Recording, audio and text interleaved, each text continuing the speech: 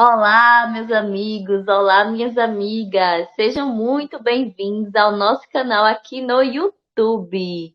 E eu já vou pedir para você, curtir o vídeo, compartilhar, se inscrever no canal também e ativar as notificações para receber as notificações para as próximas palestras ou entrevistas, tá? E também participe comentando no vídeo, gente. Comentem o que vocês estão achando e participem das nossas redes sociais que estão aparecendo aí na tela.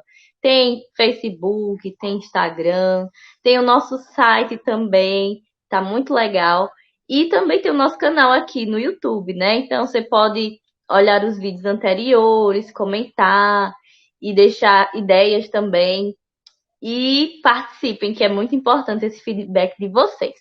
O tema de hoje é imortalidade da alma e reencarnação. Olha só, um tema muito legal para quem está conhecendo o espiritismo, né? Para nós espíritas também, muito legal sempre conhecer mais, saber mais. E quem vai nos trazer esse tema é alguém que está sempre aqui, aparecendo conosco no nosso canal, é a Vânia Vera. Seja muito bem-vinda, Vânia, aqui ao nosso canal. Boa noite, Rose. Boa noite a todas as pessoas presentes. E é muito prazer que eu retorno, né? E digo que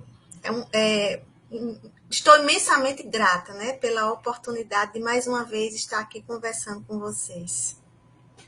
Valeu, Vânia. Muito obrigada por aceitar o convite, né? Você é sempre bem-vinda aqui. E antes da gente começar, Val, a falar sobre esse tema, né? Vamos fazer a prece, né?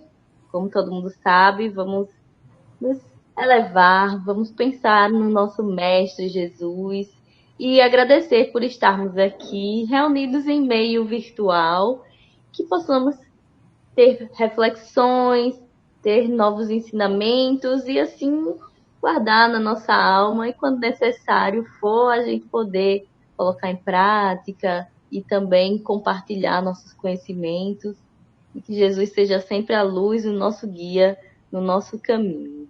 Que assim seja.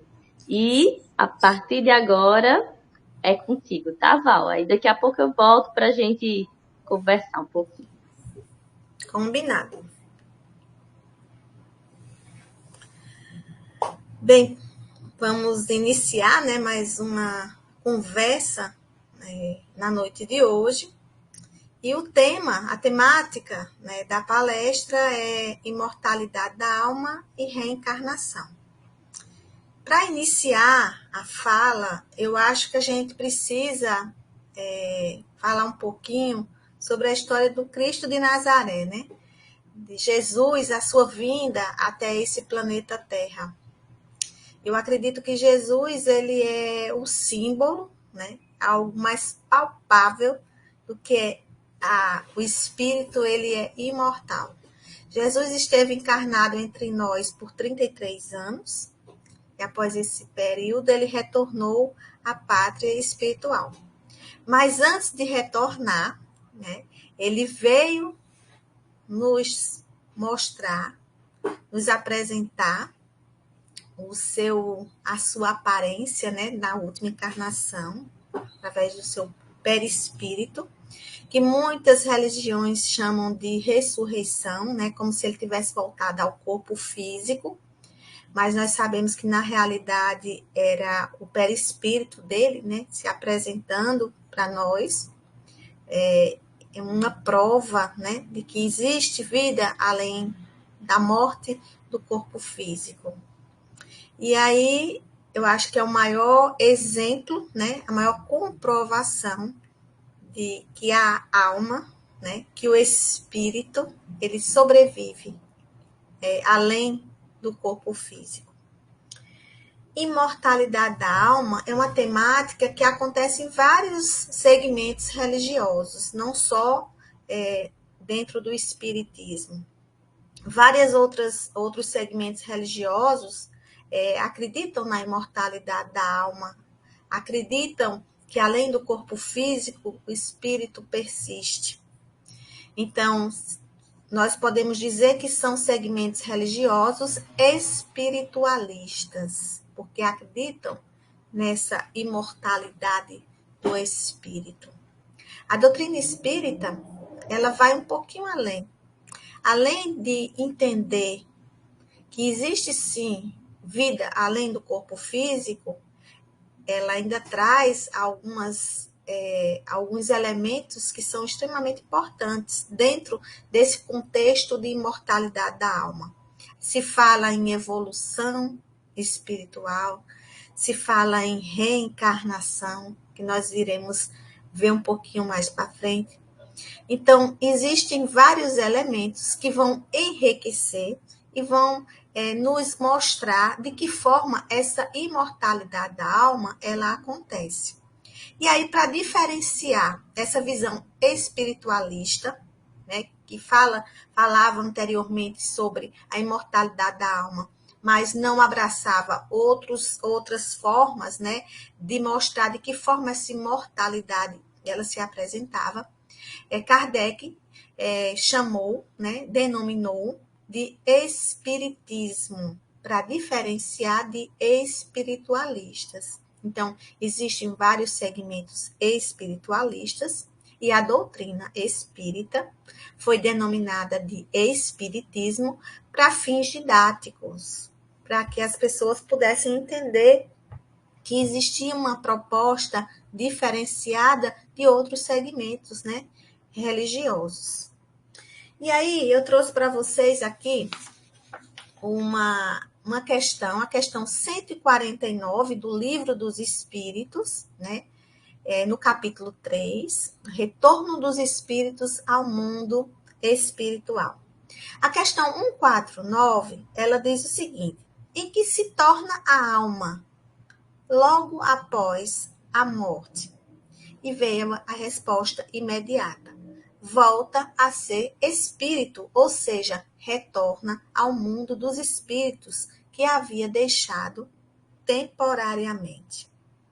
Então, a gente percebe que essa ideia, né, de retorno à pátria espiritual, ao mundo espiritual, de onde a gente tinha vindo anteriormente. A forma como nós vamos desencarnar, como nós vamos retornar à pátria espiritual, vai depender muito dos nossos pensamentos, vai depender muito do contexto em que nós estamos inseridos, no período em que nós estamos encarnados. Quais são as nossas crenças? Quais são as nossas atitudes? Qual foi a forma como nós nos portamos aqui, né, nesse mundo terreno?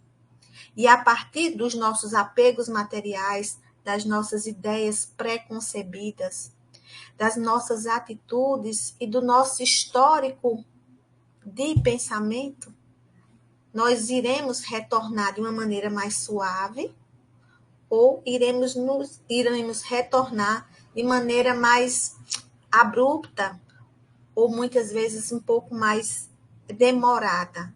Então, não existe uma receita específica de tempo também de retorno à pátria espiritual.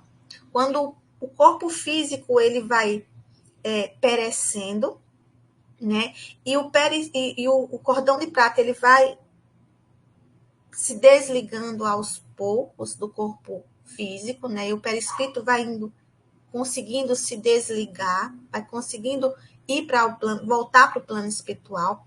Isso vai depender de pessoa para pessoa, de espírito para espírito. Isso vai depender muito da forma como tudo aquilo vai acontecer, como nós vamos observar, né, essa transformação, essa mudança, essa transição entre o mundo material e o mundo espiritual. Então, às vezes eu escuto as pessoas dizerem assim: sim, mas quanto tempo demora? Depois que o corpo morre, de repente a gente sai? Ou então demora muito? Ou então existe como é que se diz, um parâmetro? Pessoas boas se desligam mais rápidas, pessoas que não são tão boas demoram mais. Como é que tudo isso funciona? Então, vai depender de cada pessoa, de cada contexto, de cada crença. Então, por exemplo, se eu sou alguém que não acredito na vida pós-morte do corpo físico, né? Eu sou uma pessoa materialista, eu acredito que terminou aqui, eu cumpri minha missão aqui, o corpo pereceu e tudo terminou. Então, quando eu me deparo com essa nova realidade, é muito mais difícil de aceitar, né? Porque muitas vezes esses espíritos ficam confusos, porque veem que as coisas estão acontecendo, as pessoas continuam vivenciando suas vidas, e eles não conseguem entender por que eles estão vivenciando aquilo. Porque para eles era como se tudo tivesse que ter fim. Se não teve fim, é porque eles ainda estão entre nós. Então, muitas vezes, causam essas confusões. Outras pessoas outros espíritos são tão apegados à matéria que ficam ali próximo aos corpos em decomposição, ficam apegados ali, querendo retornar, na esperança de que tudo volte a ser como era antes. Existem outros que têm muita culpa, né? E cometem, por exemplo, suicídios e ainda não sabem exatamente o que foi que aconteceu, só sentem aquela dor imensa, só repetem aquele momento final da morte do corpo físico e ficam desesperados e descobrem que nada se resolveu e que os problemas não terminaram, né, com a morte do corpo físico. Outras pessoas conseguem ter o desligamento de maneira mais rápida, porque tem um amparo de um parente ou de um espírito afim que vem lhe ajudar no desligamento, nessa transição, e aí consegue aceitar de maneira mais pacífica e consegue entender que chegou a hora dessa modificação, dessa transformação. Então, vai depender muito dos contextos, vai depender muito da forma como a gente encara, nós enquanto pessoas encarnadas, enquanto espíritos encarnados, de que forma nós estamos observando o mundo que nós vivemos e de que forma nós podemos acreditar nessa ideia de mundo espiritual. Então, eu acredito que a crença na imortalidade da alma, ela já ajuda um pouquinho na hora, né, do desenlace, na hora da transformação, da partida do mundo material em direção ao mundo espiritual. Eu costumo brincar com algumas pessoas que não acreditam, né, na vida pós-morte, pelo menos não no sentido de que existe uma produtividade lá fora, existe uma evolução, né, lá no mundo espiritual. E aí eu costumo brincar, digo assim, olha, vamos fazer o seguinte, se você descobrir, né, se você, acontecer de você desencarnar e chegar lá, as coisas estiverem parecidas com esse mundo aqui, ou você começar a ter o contato com pessoas que partiram antes de você, então você vai lembrar dessa conversa. Então, pelo menos não vai ser nada de tão novo, né? Eu acho que quando a gente conhece um pouquinho, né, dessa realidade do mundo espiritual, eu acredito que seja um pouquinho mais fácil da gente se desligar. Embora o apego material às pessoas e às coisas seja também um elemento que dificulta, né, essa ideia que a gente sempre tem algo mais a fazer aqui e que as pessoas não podem viver sem a gente. E aí a gente fica se segurando e muitas vezes é resistente em entender que o nosso tempo aqui já passou, que precisamos seguir em frente, precisamos galgar, né, outros horizontes, outros graus de evolução, buscar outras formas de trabalho, né, diferentes, distintos do que aqui nós desenvolvemos.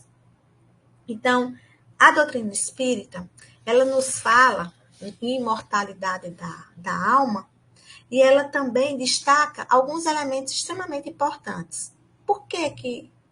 Para que serve? Por que imortalidade da alma?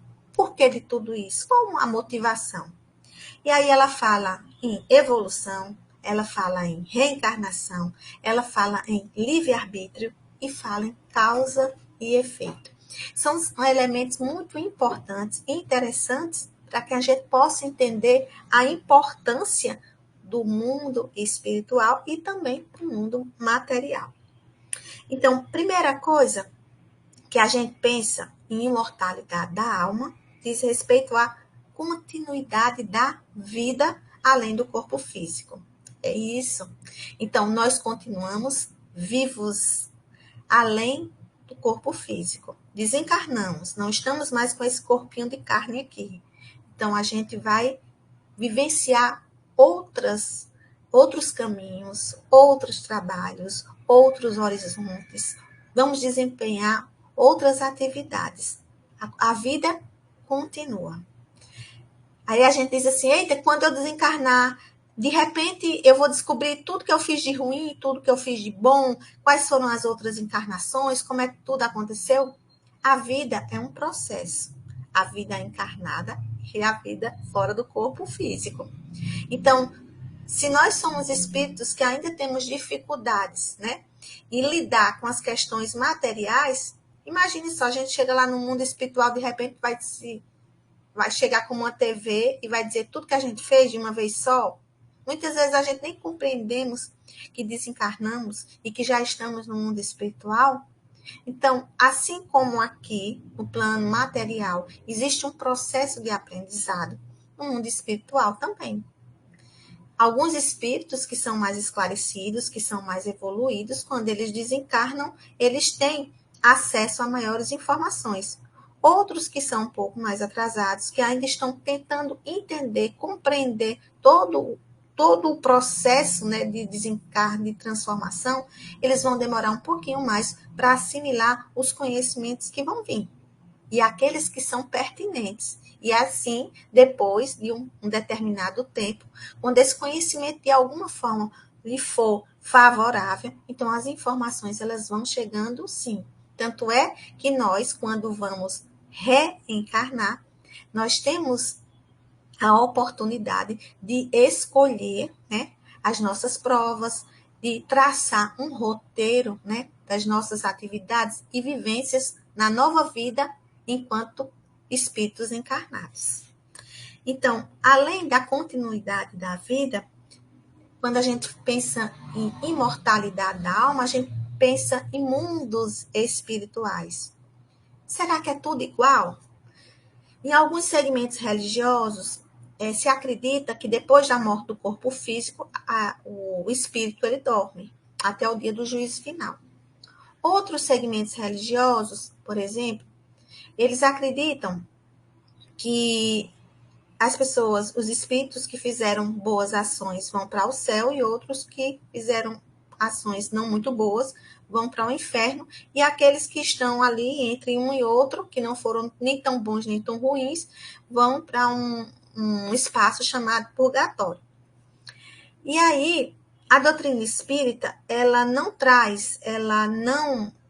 nos traz penas eternas. Então, assim, a imortalidade do espírito não é algo, como é que se diz, que não vai se desenvolver. Não é assim, eu hoje desencarnei e eu vou para o céu porque eu sou boa. Então, eu vou passar toda a eternidade lá.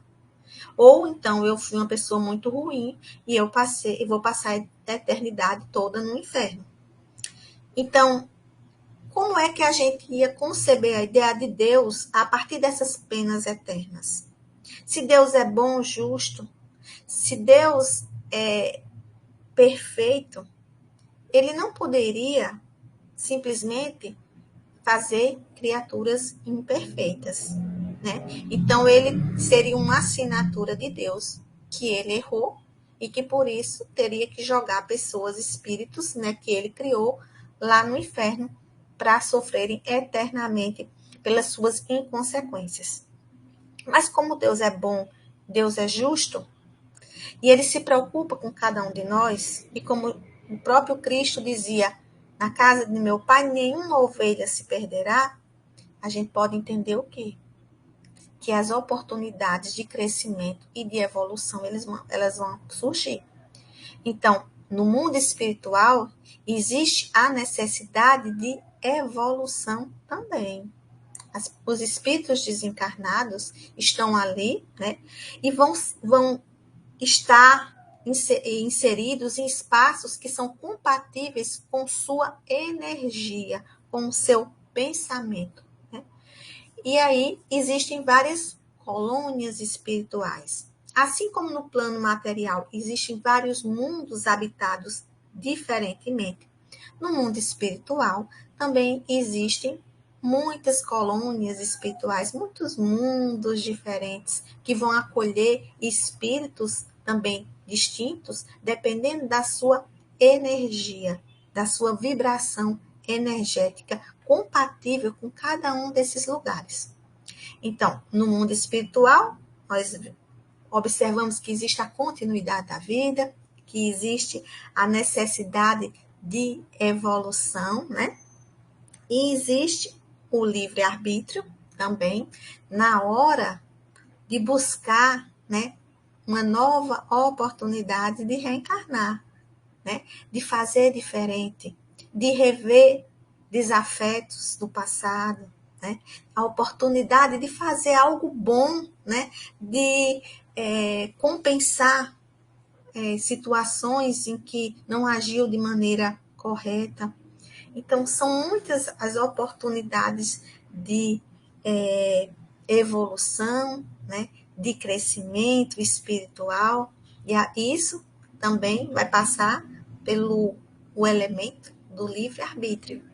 Porque para que você possa escolher as suas provas, você tem que ter ideia, né, das suas fraquezas, dos seus limites, mas você pode sim escolher dentro do seu estágio evolutivo.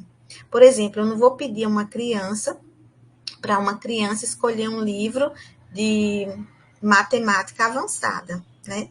Porque ela não vai saber escolher, ela não vai ter o conhecimento suficiente para escolher qual o melhor, qual o mais adequado.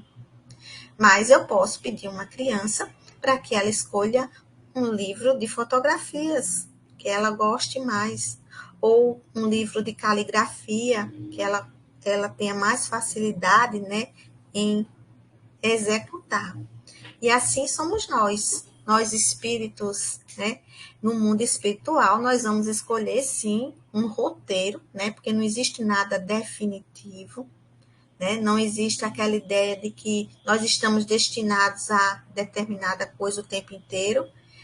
Nós temos um roteiro a seguir, e dentro desse roteiro nós podemos escolher várias outras formas de agir, né? E nós só seremos prejudicados se essas formas de agir elas forem equivocadas. Mas às vezes a gente tem a ideia, tem uma prova, né, ou tem uma missão a seguir, e a gente desempenha de uma outra forma distinta daquela que anteriormente a gente pensava em desempenhar. E às vezes sai até melhor.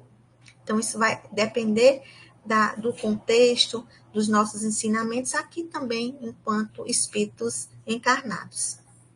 E aí, a partir dessa ideia do mundo espiritual, a gente entende que na vida, além do corpo físico, existe trabalho, existe a necessidade de amadurecer, né, a forma de ver as coisas, existe a necessidade de estudar, né, de servir. Não é algo inércia, nós não estamos na inércia, nós estamos sempre em atividade.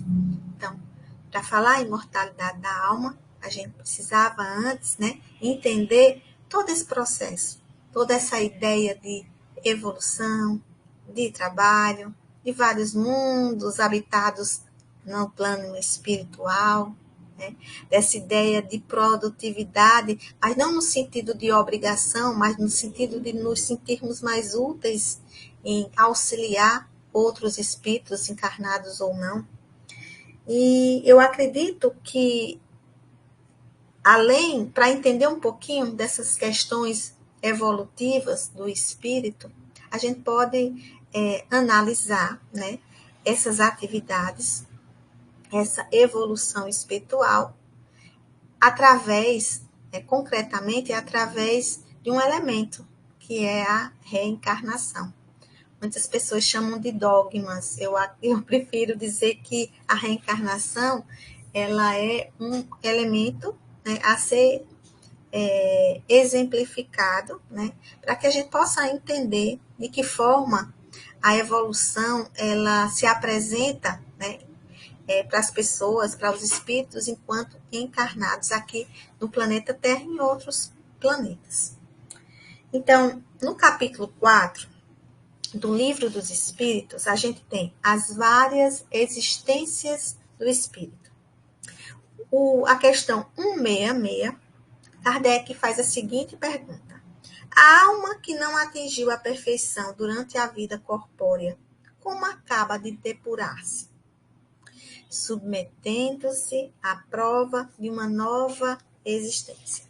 Então, o espírito está lá no mundo espiritual, desenvolveu várias atividades, mas ainda falta alguma coisa. Ele precisa rever os erros, né? Ele precisa tentar se conciliar com pessoas que ele fez mal ou que fizeram mal a ele. Ele precisa desse período para depurar, né? Para aprender, para se entender, para subir um degrauzinho na escala evolutiva. E aí a oportunidade vem através da reencarnação. O que é reencarnar? É encarnar novamente, é habitar um corpo de carne mais uma vez. Então são várias as oportunidades que nós temos, né, de habitar um novo corpo, uma nova vida aqui nesse planeta Terra. E para ele pergunta assim, na questão 166b, a alma tem muitas existências corpóreas?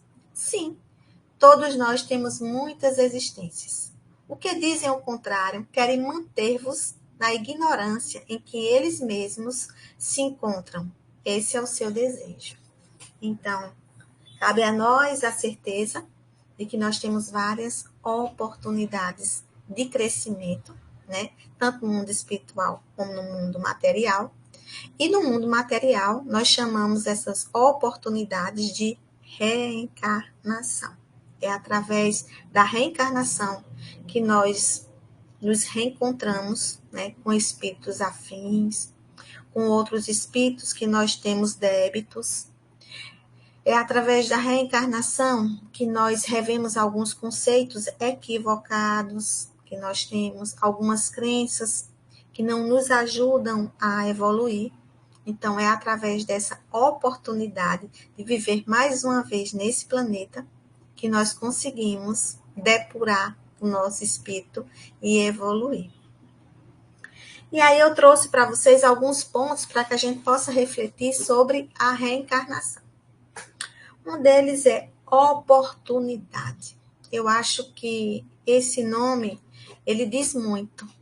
Reencarnar é ter mais uma oportunidade. É a misericórdia divina, né?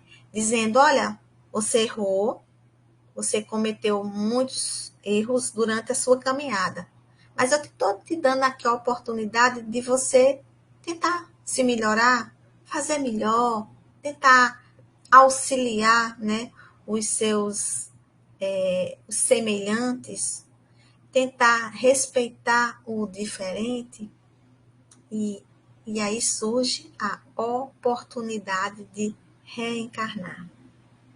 Uma outra coisa que eu acho bem interessante é missão, né? Provas e missão. Todos nós que viemos aqui para esse planeta, viemos em missão, depende do que a gente possa entender de missão.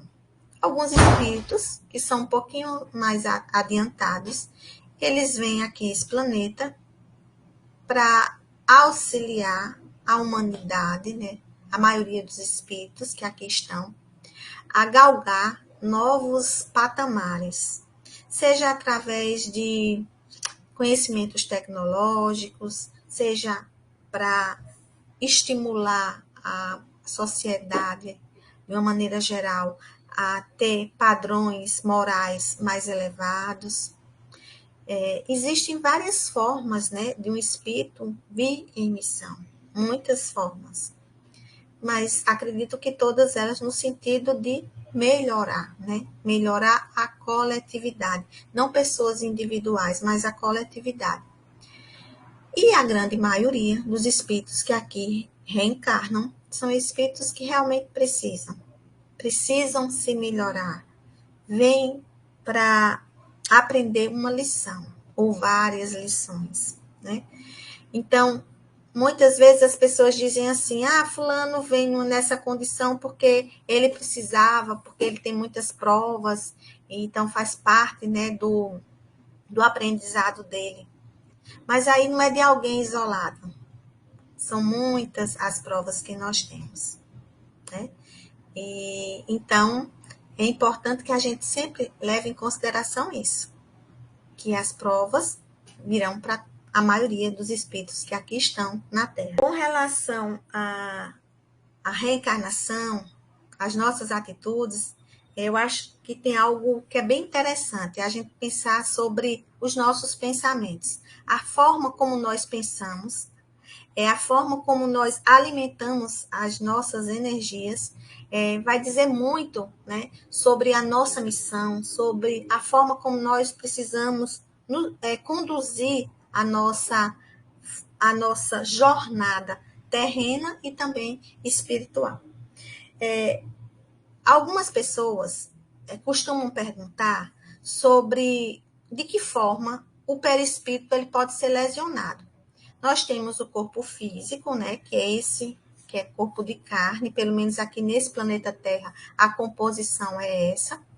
Temos também o perispírito, né, que é um elemento mais refinado, né, e que assume essa aparência aqui, né, do corpo físico. Na verdade, o corpo físico é uma cópia grosseira do perispírito, e tem um espírito que não tem forma.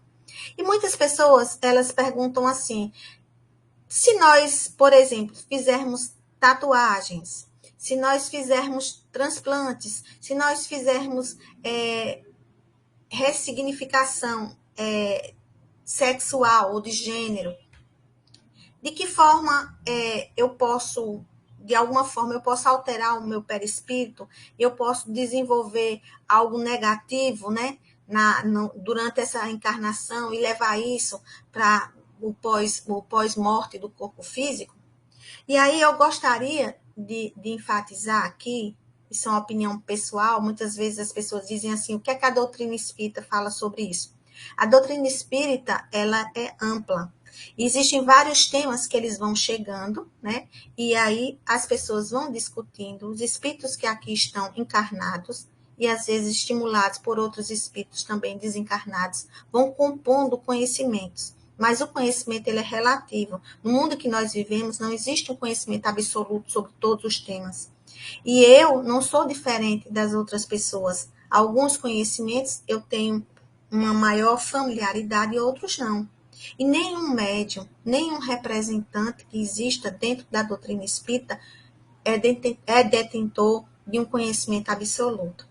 Então, eu vou expor aqui uma opinião pessoal com relação ao entendimento da lesão do perispírito através de transplantes, através de próteses, através de tatuagens, né? Através de mudança de sexo. Então, o que vai, de alguma forma, transformar negativamente o perispírito é isso aqui, ó, gente. É o pensamento. O pensamento, a energia. A forma como o espírito se vê é o que vai trazer a sua composição perispiritual. Então, o pensamento, ele sim, pode transformar. Tanto é que nós temos relatos, né, no mundo espiritual, que no desencarne, alguns espíritos, eles ficam tão perturbados que eles assumem aparências diferentes. Por exemplo, muitos se retraem ao ponto de ficarem como ovos, né? Então, o perispírito, ele vai se transformar de acordo com a psique do espírito, a energia que aqui está. Então, não vai ser uma tatuagem, não vai ser uma prótese, não vai ser o fato de uma pessoa mudar o sexo, o sexo biológico, viu, gente? O sexo biológico, que a identidade de gênero independe dessas questões que são postas, né? Mas a mudança de sexo biológico não vai acarretar em algo negativo, né, para o perispírito. O que vai trazer algo negativo para o perispírito é a questão do pensamento. Então, através da nossa energia, nós sim podemos modificar e lesionar o nosso perispírito. Então, isso era que eu queria falar. E reencarnação é a oportunidade de evolução através do amor. Lindo! Que aula, hein, Val? Adorei. Inclusive, esse assunto é muito importante para as pessoas entenderem também sobre o propósito da vida, né? Sobre o sentido da vida Sim. e também sobre a justiça divina. Muito bom.